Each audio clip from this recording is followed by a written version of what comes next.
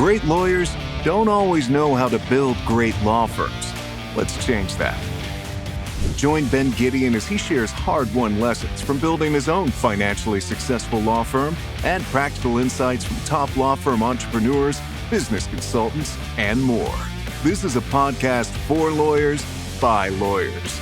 Welcome to Elevate, Build, and Grow Your Law Firm. Produced and powered by Law Pods.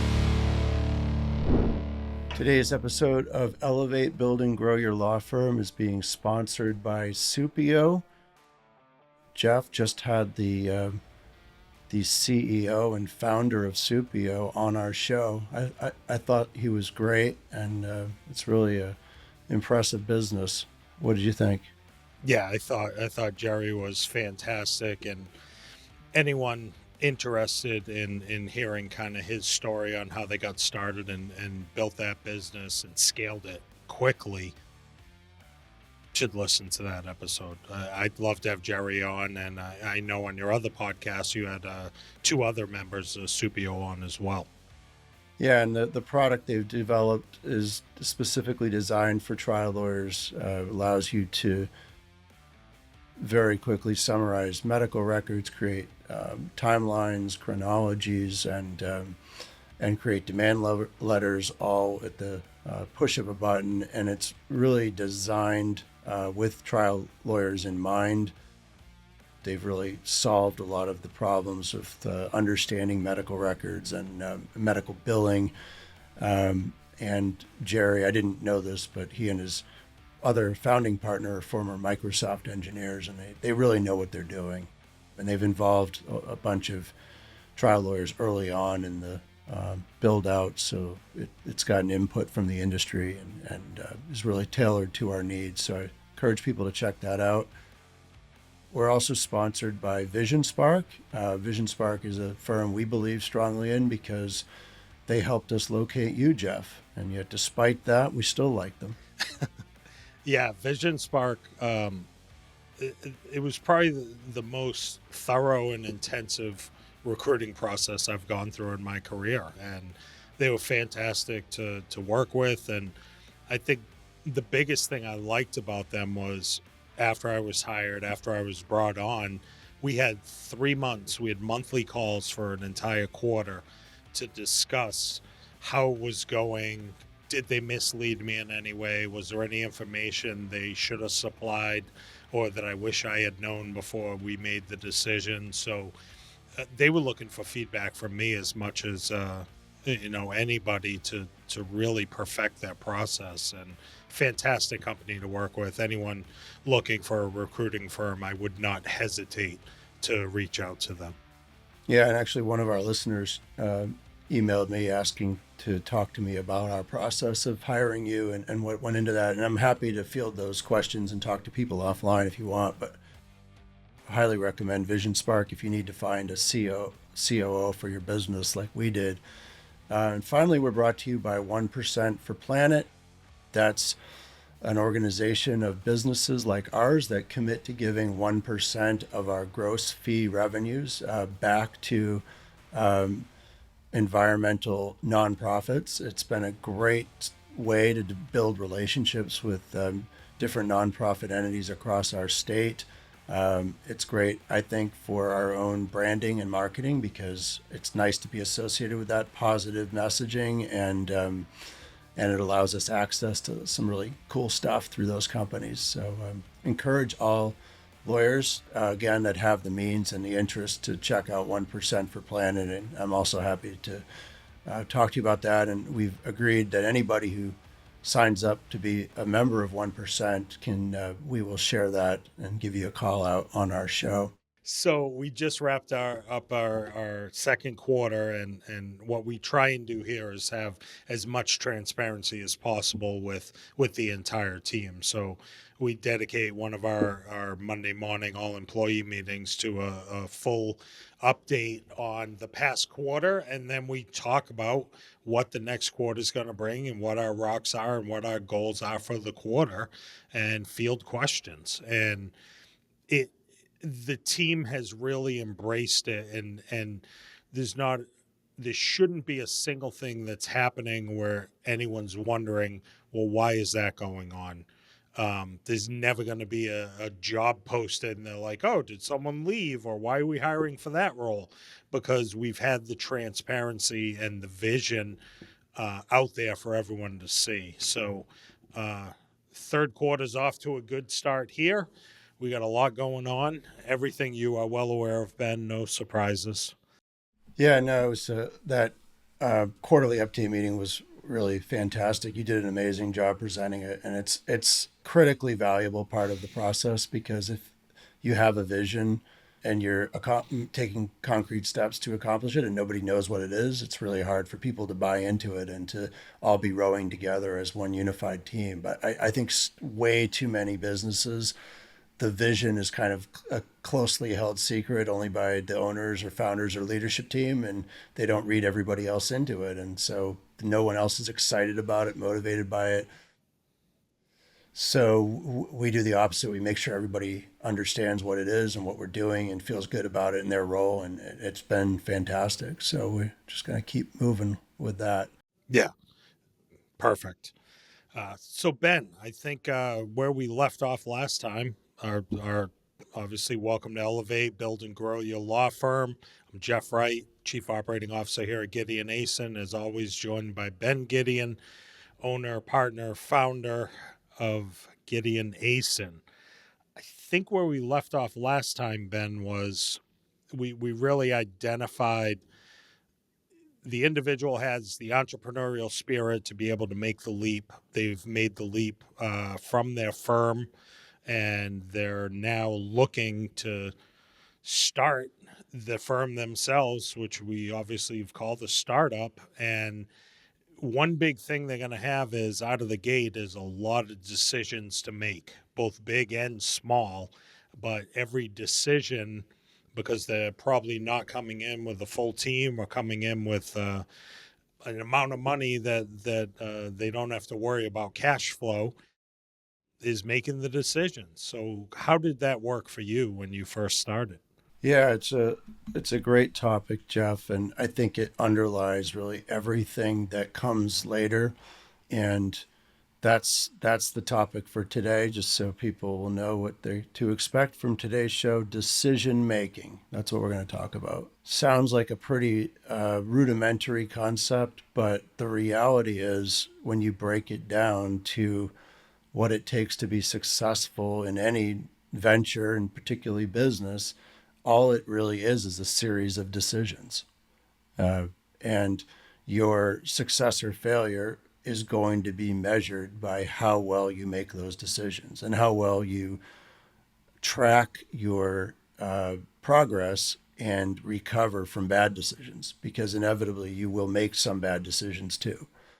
And having the psychological capability to change courses or pivot when decisions aren't going in the right direction. It can be easy to get tied too strongly to bad decisions. I think we call that, there's a term of art for it, which I'm forgetting. It's the bias that people have once they've gone down a particular route and aren't willing to change courses. And we see that a lot actually in the cases that we do. And you don't want to be confirmation bias. That's what once you have an idea in mind, then everything you look to down the road, just you use it to confirm what could be a bad path or decision. So let's talk about decisions and how you make them when you start and how that process changes as you go forward. Jeff, you're obviously intimately involved in our decision making now as the COO, right? Right.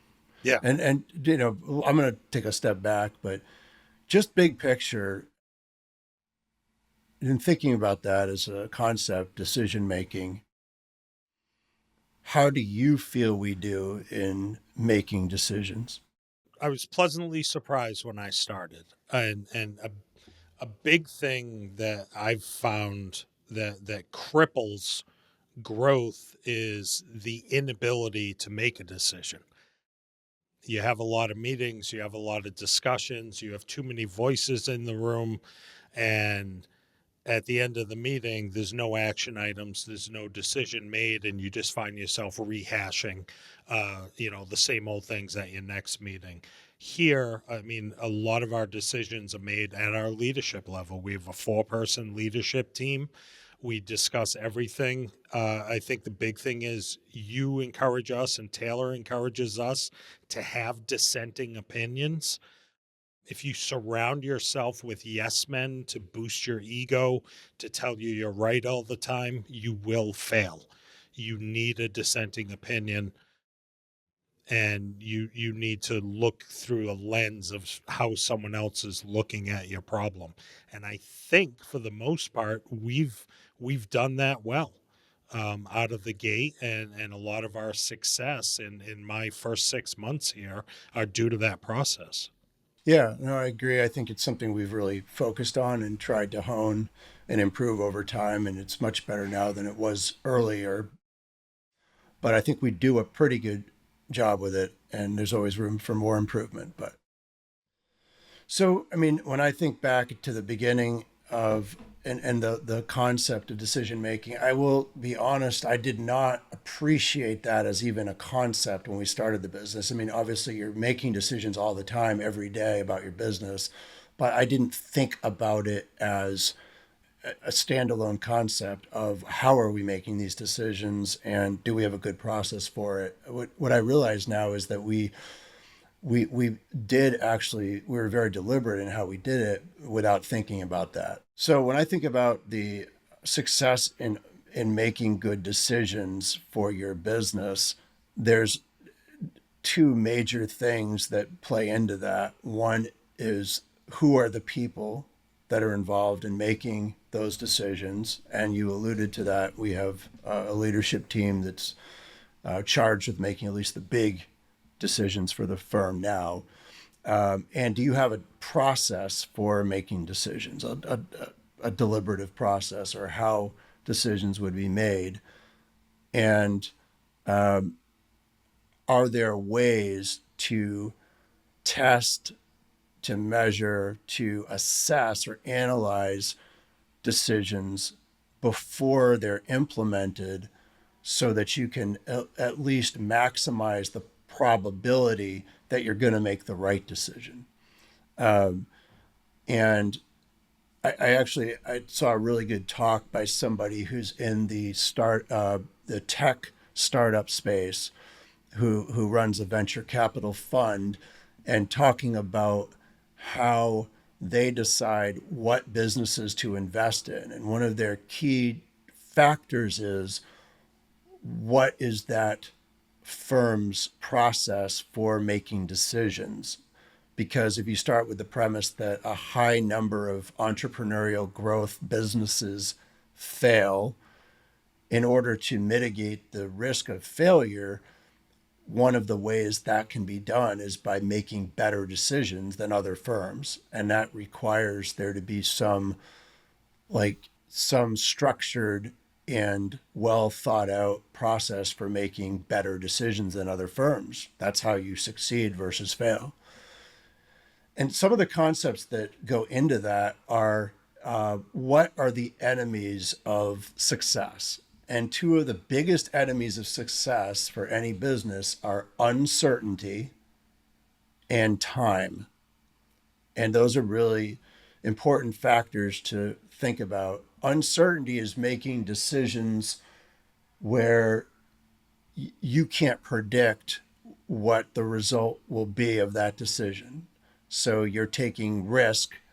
The less you can predict, the more risk you're taking.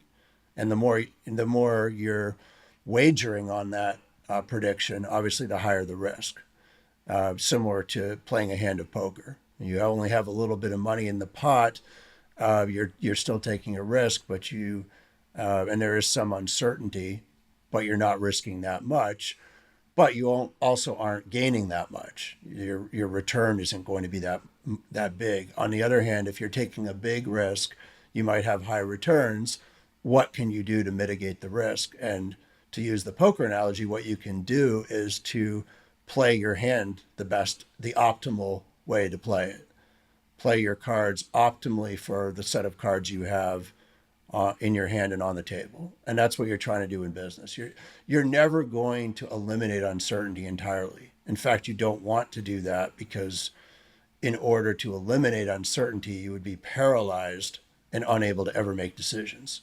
You'd be waiting for a perfect set of information and data, and you would never be able to move forward on it. So you have to always be balancing the access to good information and enough to reduce the probability of failure with the need to act and act decisively.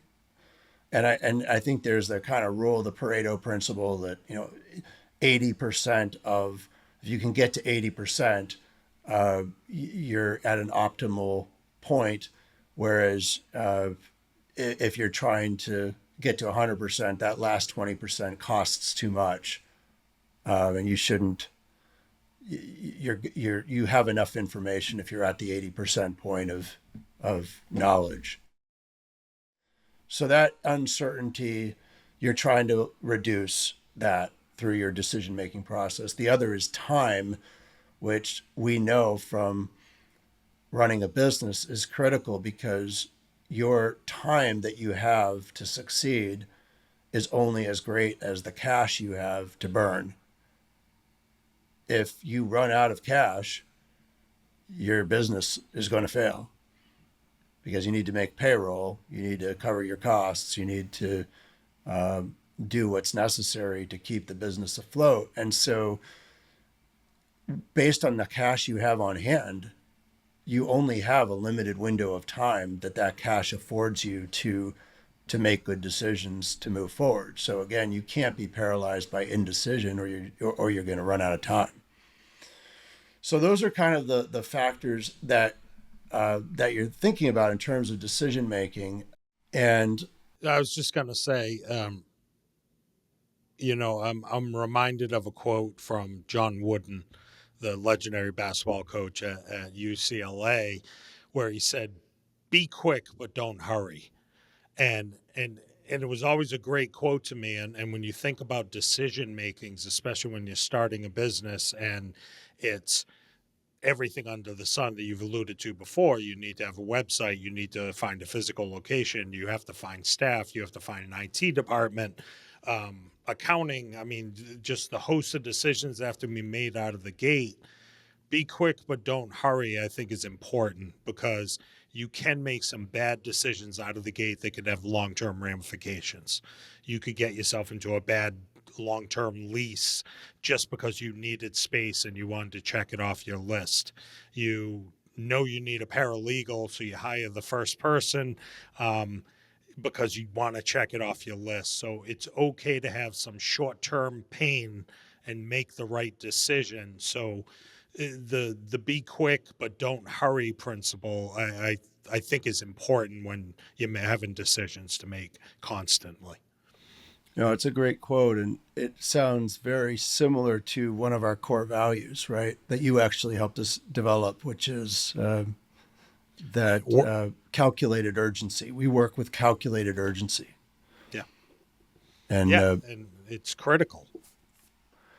Right. I mean, there always needs to be that sense of urgency, but you don't want the urgency to trump smart, intelligence. So we have that concept of calculated urgency that we talk a lot about in our office that you came up with. They're just on this issue of decision making. In the conference that I was alluding to before, the speaker was talking about the use of consultants, and I think that one kind of crutch that new businesses can rely on sometimes is too much reliance on outside consultants, whether it's an SEO firm or somebody who's helping you with business development issues, for recruiting firms, whatever that may be. You have an outside firm that brings some expertise to the table that you don't have. And the venture capital person was admonishing, which I fully agree with from our own experience, that consultants can be valuable when implemented and utilized strategically, but they're also very dangerous because, and this was I thought it was a nice way to say it. Chickens lay an egg and then move on. Pigs have skin in the game. That's kind of the saying. So the concept is that the consultant is the chicken. If they lay the egg, they're just moving on. And because they don't have any skin in the game, they don't have any vested interest in the success of your business. Their incentives are totally different. And that's why I think it's very dangerous to overly rely on consultants. They just don't have that. They don't have anything at stake, whereas everybody internally has that. And so take it with a grain of salt, use people to supplement knowledge or to fill gaps, but over reliance on that, I agree, is dangerous. Ben, can you talk about how you've developed relationships over the years and utilizing peers or mentors to help you make appropriate decisions, to have sounding boards, and how important that's been to you in your career? That's something that it's been so important in all elements of my career. I mean, when I think about my career as a trial lawyer, I found really high-level trial lawyers who were exceptional lawyers early in my career, who I made a point to ask to mentor me and to learn from and to model to some extent, or use aspects of what they do to help teach me how to be a good lawyer. Then when we started the business, I realized, not knowing much about business, I needed to find similar people to fill that role for my business knowledge. And so, yeah, over the years, I've reached out to a number of different mentors in different spaces, from marketing to business and systems issues and so forth. And that's more of an informal thing that you call somebody up and brainstorm there. And I think that's a really important distinction. That's different than a paid consultant. These are Right. people you're not paying, and you're hopefully going to get honest feedback and good advice, because there's no profit motive or incentive for them to steer you down the wrong, rabbit hole. I think where it becomes dangerous, and that's, in our trailer, we talked about, when I started this, I consulted a lot of different podcasts and things where a lot of the information was coming from vendors, and you realize, it's the principle, if what you have is a hammer, all you see is nails. I mean, every SEO company is just marketing and selling SEO. Every fractional COO company is marketing and selling fractional COOs, right? The companies that outsource paralegals or legal assistants, they're selling that. The companies that outsource intake are selling their services, and they're all touting those as beneficial or superior to what you can do on your own.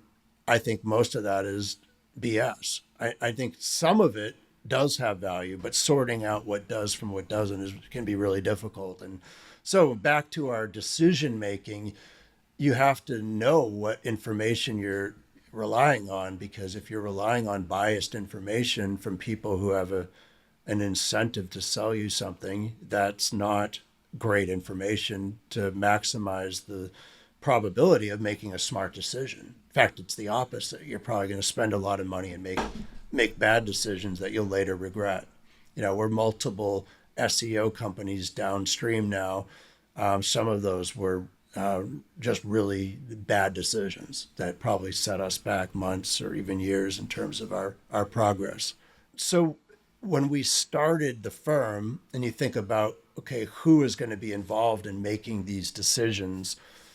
When you start, if you have a founder, or in our case, we had co-founders, my partner and I, that's all you have. I mean, there's nobody else. So your decision process involves collaborating with very few people. And there's real advantages to that at the outset because there's no bureaucracy. I mean, you make decisions rapid fire.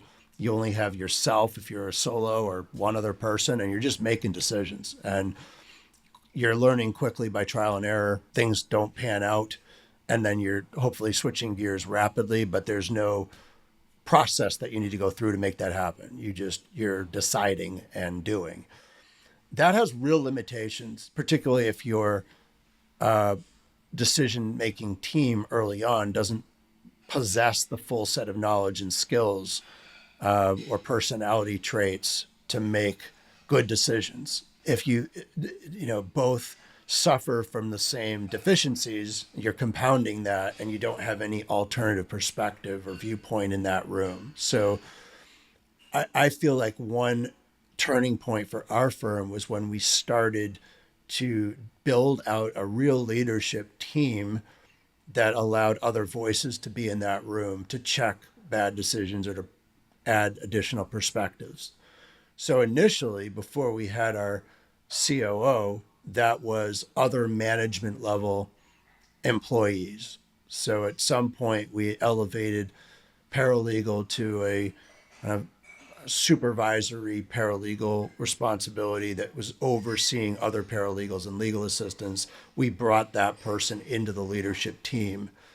We had somebody who was overseeing kind of operations, what some people might think of as an office manager type of person who had that skill set, finance, accounting, and we brought that person into our leadership team. And now instead of just having the two founder owners, we had founder owners and two other employees who had very different backgrounds, perspectives, and skill sets. And our decision making, in my view, improved significantly with the addition of those new people. And then finally, the final step was to add you, Jeff. So now we have owners, we've had management level employees, we've brought in now another lawyer who's a non-owner lawyer, and we have a COO. So I feel like now we finally have a fully fledged leadership team that's very adept at making better decisions for our firm. You've been involved in that team now for about 6 months. What do you see as the strengths and weaknesses of our decision, that our team-based? Yeah, I like the fact, and we'll go back to the sense of urgency, but, virtually every meeting we have, and Ben instituted morning huddles for the leadership team. So every morning, Monday through Friday, we have a quick 15-minute huddle. What time? 8:33. You can explain that one, Ben. We do it at 8:33 because there's a concept that if you use abnormal times that are not round numbers, it gives more importance to the timing of the meeting, right? Like 8:30 sounds like just we're going to meet around 8:30. 8:33 is like that's the time we're meeting, 8:33, not 8:32, not 8:34. And it's interesting because like this morning we just had our morning huddle and it was 8:33 and I was over by our coffee machine trying to get myself a cup of coffee. And I was so stressed out as I ran back to my computer that I wasn't going to be able to log in until 8:34, primarily because I just yelled at my partner for being a couple minutes late to our meetings regularly. But it really does frame the mind that like this is the real time. And we keep those meetings to 15 minutes. We never go longer than that, or we try not to, because people are busy. But yeah, we do that. And it's been really great for us. Need help on a complex personal injury or medical malpractice case? Gideon Asen accepts case referrals and regularly co-counsels with lawyers nationwide on high-value claims. The firm has recovered millions of dollars in cases that competitors turned away because they dig deeper. Ready to learn more? Email bgideon@gideonasenlaw.com to start the conversation. Gideon Asen shares fees as permitted by the laws of each state. Don't let complex cases overwhelm your practice. Elevate justice together with Gideon Asen. It's good, and we take care of the quick hitters that we can take care of. And if someone broaches a subject that we know is going to take more time than that morning huddle, we'll look at calendars and we'll schedule it for a meeting either later that day or later that week, but ensure that we address it. So those work great. And then we have our rocks meeting, you know, every Wednesday afternoon for an hour, and sometimes we extend it to 2 hours. And we ensure that we look at our quarterly goals every week and see what stage we're at in them. And at times we'll take things off and add something new, because when you it's kind of like what Ben was saying earlier about decisions. You got to make bad decisions. It's what you do about making those bad decisions and how quickly you rectify them and act upon it, and not just see if it's going to work. It's the same thing with setting goals. Very rarely do you set your goals and you stick with them 100% and nothing else comes up that quarter or that year. So to remain flexible is important, and something we do on a weekly basis. So it works well, and everyone participates. Not everyone shows up on time, but everyone participates. Yeah, and I mean, I will say we tolerate lack of perfection in showing up because we're all busy. And I mean, if a lawyer has a deposition at 8:30, they're obviously not going to show up for an 8:33 meeting, and we recognize that. The goal, and it's really across the board, that 80-20. The goal is to hit everything on about an 80% basis. So we tolerate about a 20% margin there. You know, when people start moving beyond that, that's when the problem occurs. But we build in, people are going to have family issues. They're just going to be things that come up in life. And we don't have a militaristic approach to anything that's absurd like that. And that's worked pretty well. I think what it also does, it eliminates major decisions from being made in silos. And Yes. usually those are usually the decisions that don't go as well as decisions, discussed with the leadership team or with the group. And when decisions are made in a silo or as a one-off, quickly, maybe not with as much foresight and thought that should have gone into it, those are the ones that don't turn out great. So some of the things I'm proud of are where we've been on the brink of making really bad decisions, and our process has worked to avoid it. So you alluded to one that in terms of entering into a lease for a very substantial amount of office space that we don't currently need, although we are going to need as we grow. But that would have come at probably the cost of carrying two leases, because we have a lease right now that we wouldn't have been able to get out of.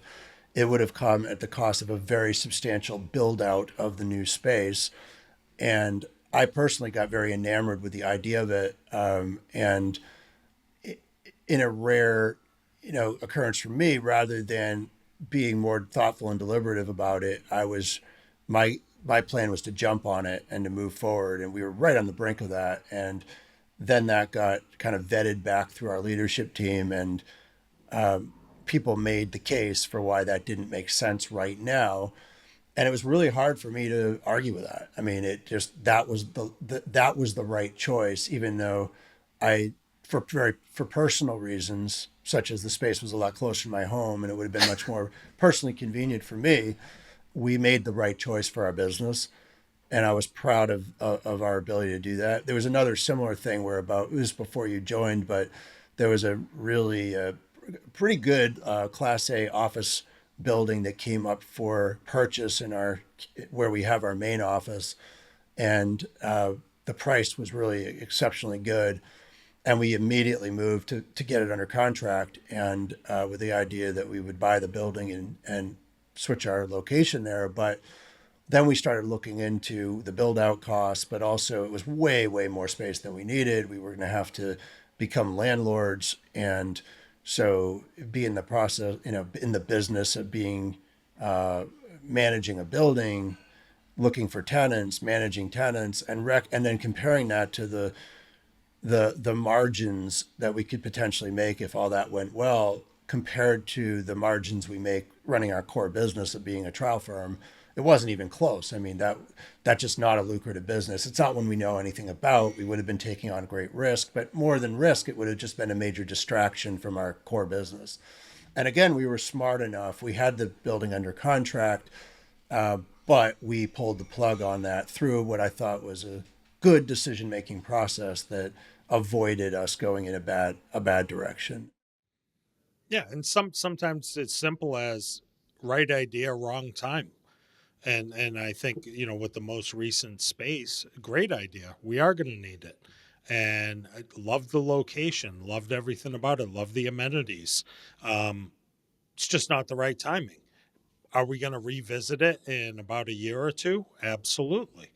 But no, I agree. I think the ability for the team to talk and have the freedom to talk plainly about it and honestly was the key to making the correct decision there. Yeah, and one of the things you pointed out is it's really critical to have people on your leadership team that have the willingness and ability to stand up for a position, to articulate a contrary position if that's what they truly believe, and to not get into the trap of having a strong, charismatic leader who can run roughshod over everyone else and exert their will even when their ideas are very bad. There have been times when I come dangerously close to doing that, and I have to pull myself back because I can sometimes be very forceful in trying to present my ideas or run roughshod over people. I really enjoy having people around that don't tolerate that bullshit and tell me to go fuck off, and that what I'm saying is stupid and asinine and I should rethink it. It's ironic, but I really like that. I need that. I think all leaders need it. And if they're not willing to tolerate people like that, they're going to make bad decisions. It's just a reality. We have we're very respectful of one another. Honestly, we joke around a lot. But I think we all very much respect everybody else's opinions. And we're all also very willing to tell people when when we think their idea is dumb or, doesn't make any sense. That kind of goes to the culture of, it's a Ray Dalio concept. He's the former CEO of Bridgewater, that large hedge fund. He wrote a book on principles, but one of his concepts is radical truth, radical transparency. And that's something we've tried to have so that everybody from legal assistant all the way up to founding partner could speak their mind truthfully, honestly, without repercussions for having an opinion, and tell somebody else within the office if they thought what they were doing wasn't helpful or a bad idea or something like that, rather than just accepting things because people aren't willing to, challenge or speak up. And that's never perfect because there always are power dynamics in an office setting. But I think we have, for a law firm, at least the ones I've been at, ours is pretty good about that.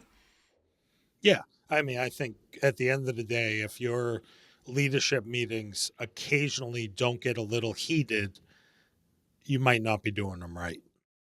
So the final point for today, before we sign off, we've talked about the importance of making good decisions and process and people involved in decision making. But there's also, in terms of how to make good decisions, it's very helpful to have a framework, a conceptual framework that helps to guide your decision making. And we're not going to cover each of these frames in this episode, but I just want to allude to what they are, and we will cover them in future episodes. So I think that the overall framework that we use is, one, an overall vision statement for the firm that kind of gives us a roadmap to where we're heading kind of on a big picture level, and then our core values, which when we think about decision points, going left or going right on the fork in the road, or hiring person A or hiring person V, a lot of those decisions are viewed through the prism of our core values. And I think it's been incredibly helpful in helping us to frame and guide good decisions. I mean, when I say good, I mean good for us decisions. Yeah. And then the final concept that we've tried to follow is identifying gaps in information where we recognize we just don't know enough to make a good decision. And we need to go out and acquire new information, either in, hiring somebody internally who can supplement our knowledge base or skill set, or finding a mentoring relationship, or frankly, inviting a guest onto a podcast like this and covering a topic that we need to know more about.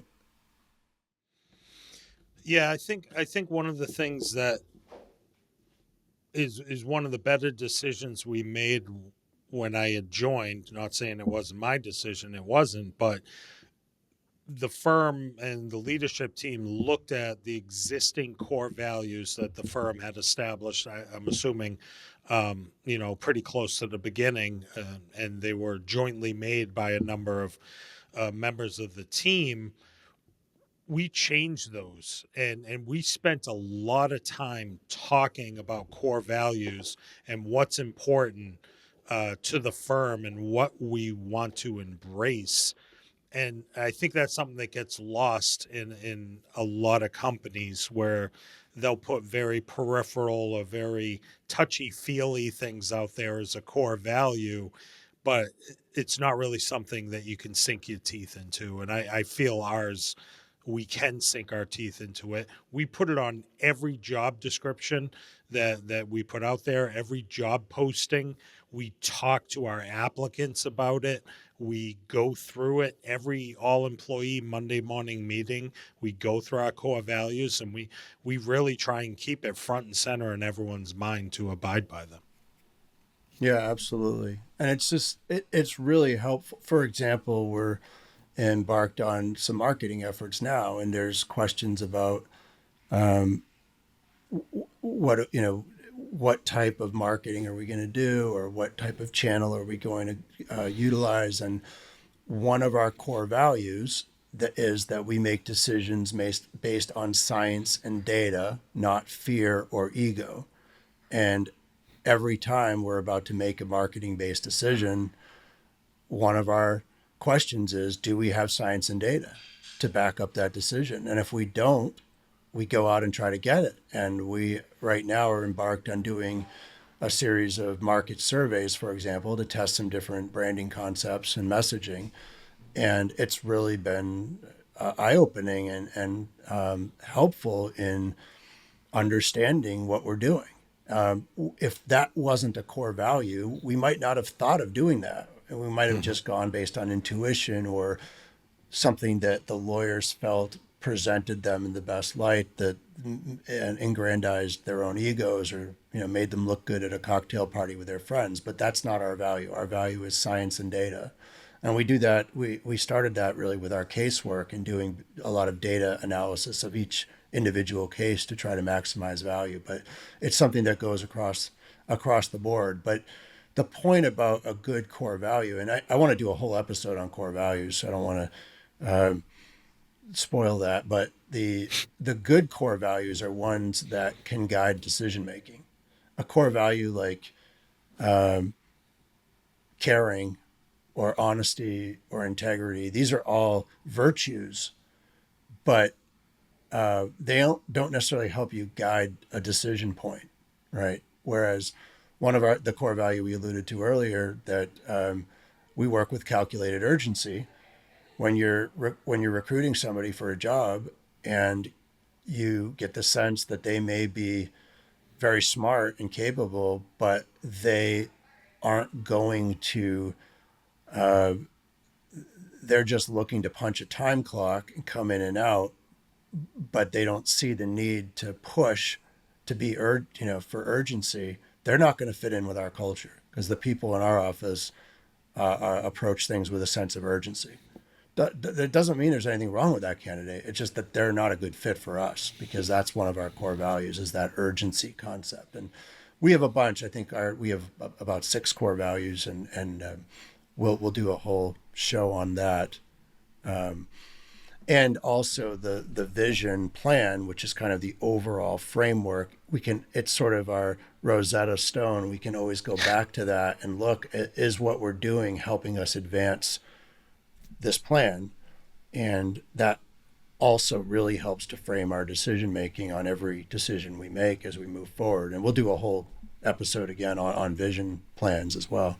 So I think that covers it for today. We'll see you guys back here next time for our next episode. All right. Thank you, Ben. Thanks, Jeff. Thanks for listening to Elevate, Build and Grow Your Law Firm. Share with colleagues if you found it valuable. Remember, building a successful law firm takes discipline, strategy, and determination. But you're not alone. Produced and powered by Law Pods.